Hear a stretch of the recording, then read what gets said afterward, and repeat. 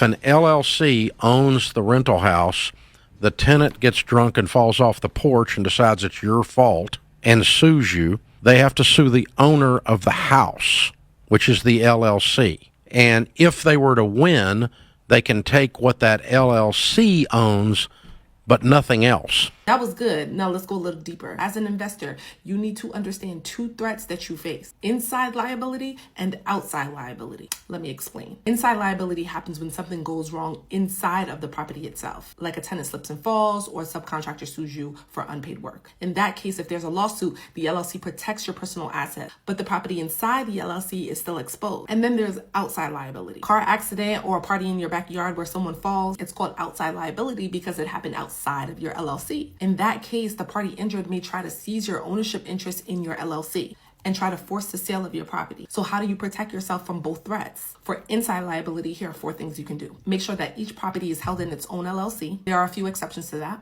Number 2, if you are managing the properties yourself, instead of managing the properties directly through the LLC that owns the property, consider forming a property management LLC. Number 3, make sure the properties are adequately insured, and for higher equity properties, consider umbrella insurance. Number 4, you can implement a holding company. Speaking of holding company, this brings me to outside liability. If you are personally sued by that car accident or that party that we talked about in your backyard, that injured party cannot easily access that property holding LLC if that property holding LLC is owned by a holding company, if that holding company is set up in a charging order protection state.